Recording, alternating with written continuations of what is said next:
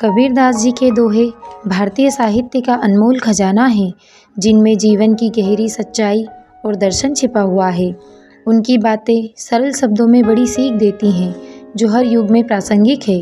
कबीरदास जी ने अपनी वाणी से मानव जीवन की जटिलताओं को ऐसे सुलझाया है, जैसे एक कुशल कारीगर अपने औजारों से अद्भुत कृति रचता है। तो आइए इन दोहों के माध्यम से जीवन के उस सार को समझने की कोशिश करें, जो हमें सच्चे सुख और शांति का मार्ग दिखाता है। कहना था सो कह चले, अब कुछ कहा न जाए, एक रहा दूजा गया, दरिया लहर समाए।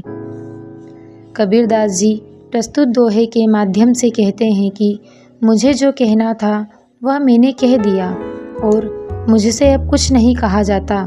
एक ईश्वर के अलावा सब नश्वर है और हम सब संसार को छोड़कर चले जाएंगे। जिस प्रकार लहरें कितनी भी ऊंची उड़ जाए, वे वापस समुद्र में ही आकर समा जाती हैं, ठीक उसी प्रकार हम सबको परमात्मा के पास लौट जाना है। भूखा भूखा सब कहे, कहा सुनावे लोग, भांडा घड़ा निज मुख दिया, सोई पूरन जोग। प्रस्तुत दोहे के माध्यम से कबीरदास जी कहते हैं कि अभावों का रोना मत रो, क्योंकि जिस परमपिता परमेश्वर ने घड़े के समान मुख दिया है, उससे भक्ति करो, उसका स्मरण करो। अभावों को वही पूरा करेगा। अभावों को यह संसार पूरा नहीं कर सकता, इसलिए आशा उसी दाता से रखो जिसने जन्म दिया है और आकार देकर जगत में भेजा है।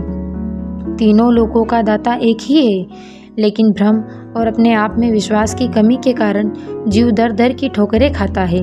गुरु को इसी कारण से कबीरदास जी ने बहुत ऊंचा दर्जा दिया है, जो कि ज्ञान की ज्योति जलाता है। जहाँ दया तहाँ धर्म है, जहाँ लोभ तहाँ पाप, जहाँ क्रोध तहाँ पाप है, जहाँ क्षमा तहाँ आप। इस दोहे में कबीरदास जी ने धर्म और पाप का मूल स्वरूप समझाया है। उनके अनुसार धर्म का आधार दया है। दया का अर्थ है दूसरों के प्रति सहानुभूति, करुणा और मदद का भाव। जब किसी के भीतर दया होती है तो वह स्वभावतः धर्म के मार्ग पर होता है। इसके विपरीत जहाँ लोभ होता है वहाँ पाप का वास होता है।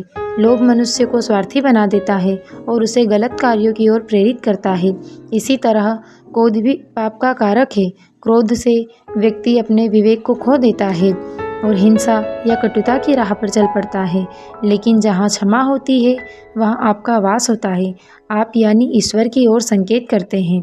इस दोहे का संदेश यह है कि हमें दया, क्षमा जैसे गुणों को अपने जीवन का हिस्सा बनाना चाहिए। धीरे धीरे रे मना, धीरे सब कुछ होए, माली सींचे 100 घड़ा, ऋतु आए फल होए। इस दोहे में कबीरदास जी धैर्य का महत्व समझाते हैं। वे कहते हैं कि हे मन, सब कुछ धीरे धीरे होता है। अगर हम अधीर होकर जल्दी परिणाम की उम्मीद करेंगे तो निराशा ही हाथ लगेगी। एक माली कितना भी पानी डाल दे, लेकिन फल तभी आता है जब ऋतु का समय आता है। ठीक उसी प्रकार हमारे प्रयासों का फल भी सही समय पर मिलता है। यह दोहा हमें जीवन में धैर्य रखने की शिक्षा देता है। आज के समय में जब हर कोई तुरंत परिणाम की उम्मीद करता है, तो यह दोहा हमें याद दिलाता है कि प्रकृति का अपना समय और अपनी गति है। जीवन में यह सच है, पढ़ाई, नौकरी, व्यापार, कोई भी कार्य हो, हर चीज़ का फल अपने समय पर ही मिलता है।